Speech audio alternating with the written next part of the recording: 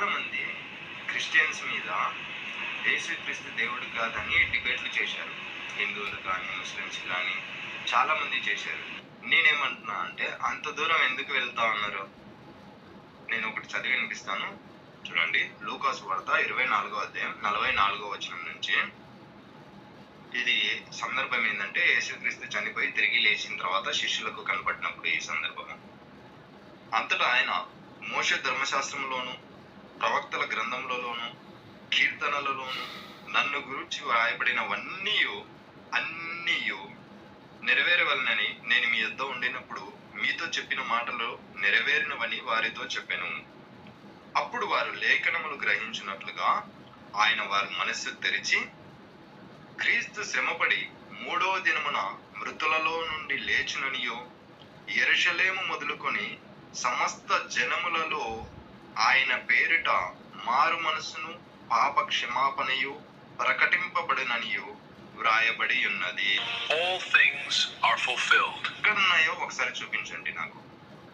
ఒక్క లేఖనం ఆయన పేరిట పాప క్షమాపణ కోసం ఆయన మరణించి తిరిగి లేచి స్వార్థ ప్రకటించబడాలి అనే ప్రవచనాలు లేఖనాల్లో ఎక్కడ ఉన్నాయి? మోషే ధర్మశాస్త్రం మొదలుకొని కీర్తనలు మొదలుకొని ఇలా అన్నీ చెప్పారు కదా. ఎక్కడైనా సరే నాకు ఆ ప్రవచనం చూపించండి. నేనేమంటా అంటే యేసయ్య దేవుడు దాకా ఎందుకు వెళ్తా ఉన్నారు? కనీసం ఆయన మెస్సయ్యనే కాదని చెప్పేసి నేను అంటున్నాను. ఎవరైనా ఆన్సర్ ఇస్తే ఇవ్వండి.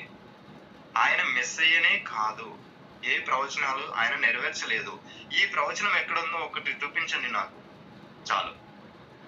All things are fulfilled. నేను ఇస్తాను ఆన్సర్. ఎస్, మీరు ఇస్తాను ఆన్సర్. వెయిట్. సరే, డైరెక్ట్కి వెళ్ళిపోదాం. యెషయా మీరు చెప్పినట్టే. యెషయా 7వ అధ్యాయం 14వ వచనం.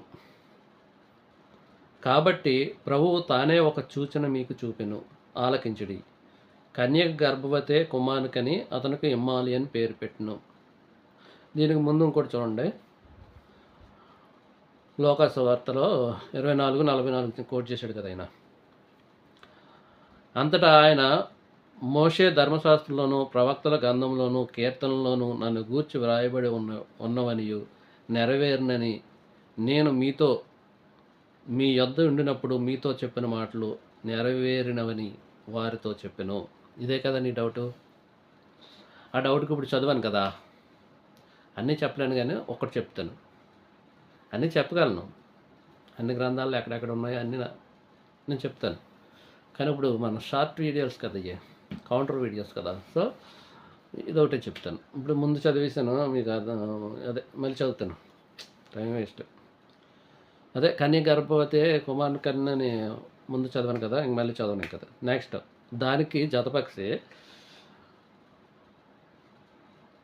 లేఖనాలు 2 సార్లు నెరవేరుతాయి. సింగిల్గా అయితే మృతం, అది లేఖనం ఒంటిదిగా మృతం. అది నీకు తెలియదులే, నువ్వు ప్రకృతి సంబంధి. సరే చెప్తున్నాను నేను. యెషయా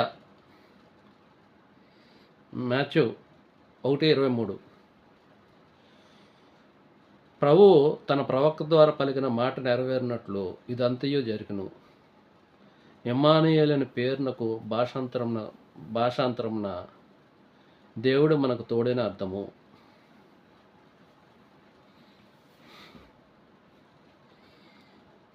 ఇక్కడ నెరవేరింది. అదేగా చెప్తున్నాడు. ఒక్కటి చాలా ఉన్నాయి కదా, ఇంకా చాలా ఉన్నాయి చెప్తాను. నువ్వు ఒంటిదిగా లేఖనం పట్టుకోకు, తప్పు అయిపోతావు. నువ్వు బైబిల్ కోసం మాట్లాడాలనుకుంటే లేఖన అర్థాలు వేరేగా ఉంటాయి. ఒంటిదిగా లేఖనం పట్టుకోకు. దేని జతపక్షి దాని దగ్గర ఉంటుంది, దాన్ని కలుపుకుంటేనే దాని అర్థం వస్తుంది. లేఖనం 2 సార్లు నెరవేరుతుంది. 2 అంచెలు గల వాడి ఖడ్గం వాక్యం. నువ్వు ఒక ముక్క తీసుకెళ్ళి కట్ అండ్ పేస్ట్ చేస్తే అక్కడ దాని అర్థం మొత్తం పోతుంది. Okay, next.